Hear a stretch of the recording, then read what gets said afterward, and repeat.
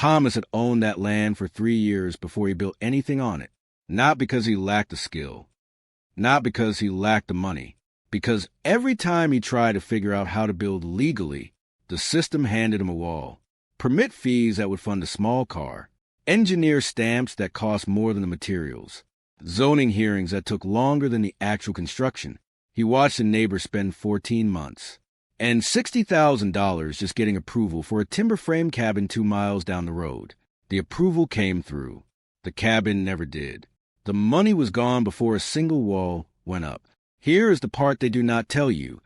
That neighbor followed every rule exactly the way the building department described them.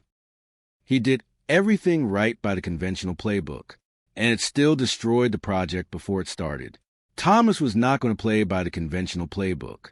What he found instead is something that has existed in American building code for decades, something that prefabricated steel structure manufacturers know about, something that certain county permit offices know about, something that a small number of rural landowners have quietly taken advantage of for years, and something that almost nobody in the mainstream construction or real estate world has any interest in explaining to you clearly, because a simpler, cheaper building pathway means less revenue for the people who benefit from the complicated one. That something is a structural classification gap, and once you understand how it works, you cannot unsee it. Here is the foundation. In a significant number of rural and semi-rural counties across the United States, a prefabricated steel arch structure, the kind that ships flat on pallets and assembles on-site without a conventional stick frame skeleton, is not automatically classified as a residential dwelling. Depending on the jurisdiction, it might be classified as an agricultural structure, a storage building, a portable unit, a prefabricated accessory structure. Each of those classifications carries its own permitting pathway, and some of those pathways are so much simpler, faster, and less expensive than the residential construction permit process that the comparison is almost embarrassing. Why does this gap exist? Because building codes were written at a time when the categories were simpler. A barn was a barn. A house was a house. A prefabricated galvanized steel arch structure that a single person could assemble in a week did not exist as a meaningful category when most of these codes were first drafted. The codes evolved slowly. The technology evolved faster. And in that gap, that space between what the code anticipated and what is actually being built, there is room to move if you know where to look and what questions to ask. Thomas knew. He had spent an entire winter finding out. He did not call his county permit office and ask whether he could build a cabin. That is the wrong question. The wrong question gets you the wrong answer, and the wrong answer is always the most expensive one. He called his county office and asked, specifically, how a prefabricated steel arch structure was classified under the county's current building code. He used those exact words. He did not say cabin. He did not say dwelling. He did not say home. He said prefabricated steel arch structure, because that is what it is, and the word you use determines the box they put you in. The person on the phone paused, then told him she would need to look into it and call back. She called back 4 days later. The answer: a structure under a certain square footage threshold, prefabricated off-site, not set on a permanent poured foundation, and not connected to municipal utilities at the time of construction, could be permitted as an agricultural or storage structure. The permit fee was a fraction of a residential permit. Inspection requirements were minimal. No engineer stamp required on the structure itself, because the manufacturer's documentation covered that function.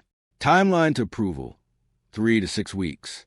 Thomas wrote every word down. Then he called back the next day and asked the same questions in different language, just to verify he had understood correctly. He had. Then he called the county 2 jurisdictions over, asked the same questions, got completely different answers. There, any structure intended for human habitation required a full residential permit. It did not matter what the structure was made of. It did not matter how it was built. Intent was a determining factor. If you planned to sleep in it, it was a dwelling, and a dwelling needed a residential permit. Full stop. That is the variable nobody warns you about. The gap exists in some places and not others. The only way to know which side of that line you are on is to ask directly, specifically, before you spend $1.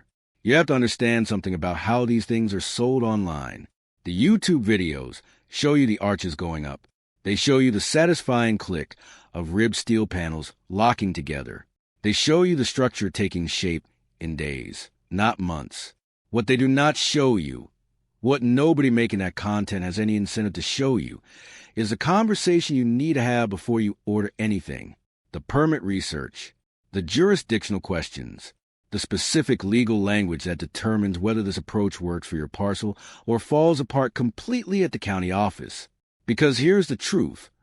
The structural classification gap is real, but it is not universal. And treating it like a universal cheat code is how people end up with an expensive kit on a flatbed truck and a permit denial letter in their mailbox on the same afternoon. Thomas ordered the kit in March. It came in 2 flatbed shipments, both earlier than estimated.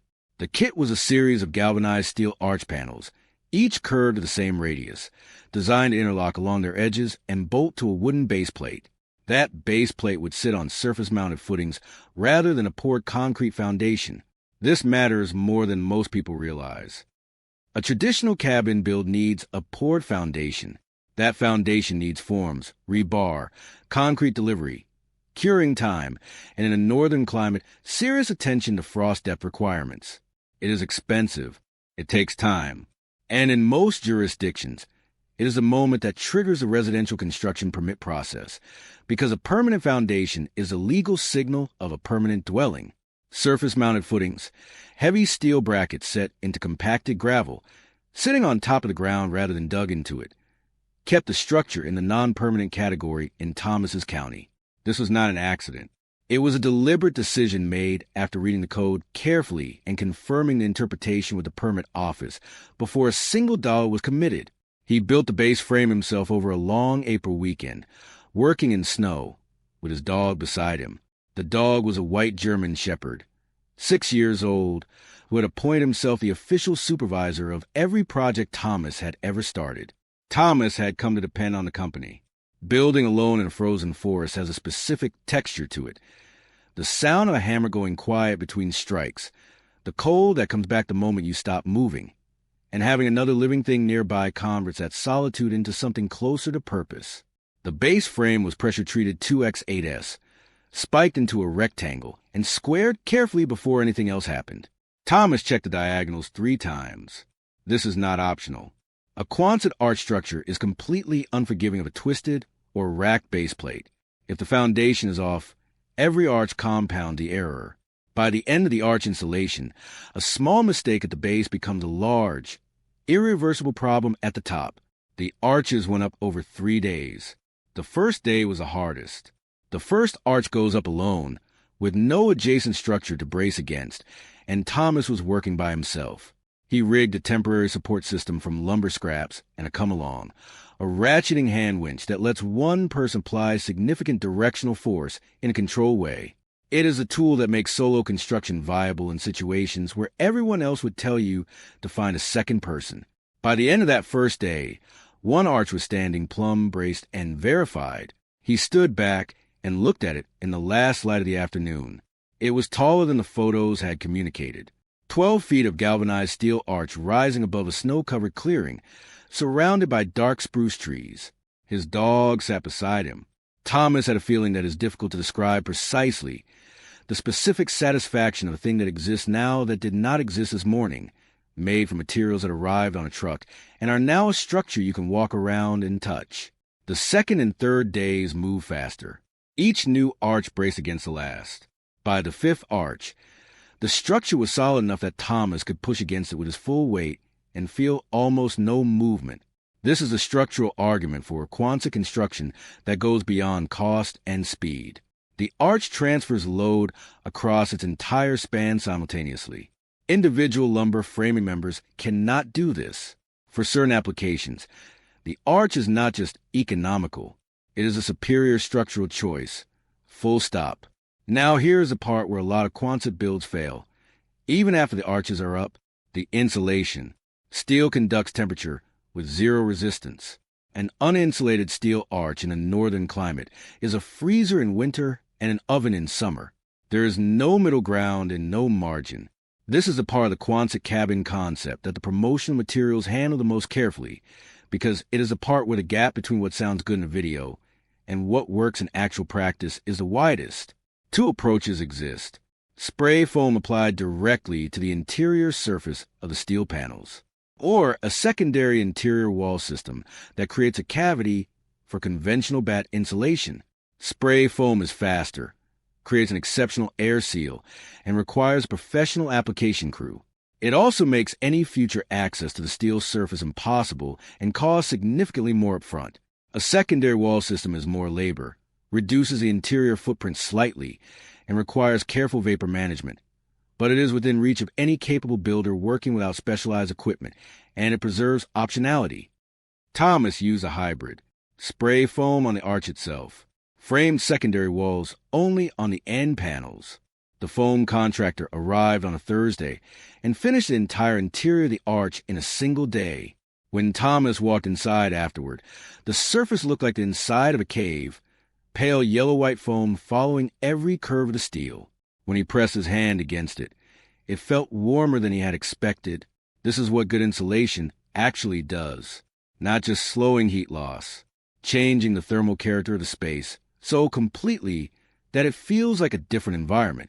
The floor came last. A thin concrete slab poured over rigid foam insulation and a vapor barrier. This was the one element that came closest to complicating the permit classification, and Thomas had handled it deliberately. The slab was interior, poured after the structure was fully closed in, not connected to any exterior foundation element. He had confirmed this exact scenario with the permit office before scheduling the concrete truck. The county's interpretation held. The classification was intact. He spent the slab's curing period running surface-mounted electrical conduit and thinking about heat. A wood stove was the obvious answer for a structure this size in a climate this cold. No mechanical complexity. No fuel delivery. No dependency on grid power. He had a cast-iron stove already, bought used from a man in town, and a wall-penetrating stovepipe kit. The stove went on a Saturday. The first fire that evening brought the interior to a temperature that made Thomas take his jacket off. For the first time in weeks, inside a structure he had built himself, on land he owned, permitted legally, for a fraction of what the conventional pathway would have cost. This is the part that matters, not the drama of it, not the rugged individual mythology that builds like this tend to attract. The part that matters is this. Thomas built a real, warm, legal, functional structure because he asked the right questions before he committed to anything. He treated the permitting research with the same seriousness he gave the structural assembly. He understood that the classification gap is real but not universal, and he chose his approach and his county accordingly. You want to know the actual hidden truth about Quonset cabins? It is not the arch design. It is not the kit price. It is not the assembly speed. The hidden truth is that the system has more flexibility in it than anyone who profits from conventional construction will ever volunteer to tell you. That flexibility is documented. It is publicly accessible. It is sitting in county building codes that anyone can request and read. But finding it requires asking questions that most people do not think to ask, in language precise enough to get a useful answer before any money changes hands. Thomas had done that work. He knew what he was building. He knew where he was building it. He knew what the county would accept and what it would not. He still needed one more thing before the structure was truly complete. A small entry vestibule on the south end, an airlock to prevent the direct exchange of warm interior air and cold exterior air every time the door opened. Not a structural requirement. A thermal one. The kind of detail that's separate a build that works in theory from one that works through an Alaskan January. He had the lumber stacked and ready. He would build the vestibule in spring, when the ground thawed enough to set posts properly. Until then, a heavy wool blanket hung inside the door frame. It worked well enough for now. The fire settled in the stove. The dog sighed and pulled closer to the heat. Outside, the spruce trees stood dark and still in temperatures dropping toward single digits. Inside the steel arch, it was warm. Thomas had built the thing. He had done it legally. He had done it affordably. He had done it in a way that the conventional building industry had no particular interest in anyone knowing was possible. The only thing standing between most people and that outcome is the willingness to call their county, ask the right question in the right language, and write down what they hear. That is it. That is the whole loophole. It was never hidden. Nobody just bothered to explain it clearly. Now you know.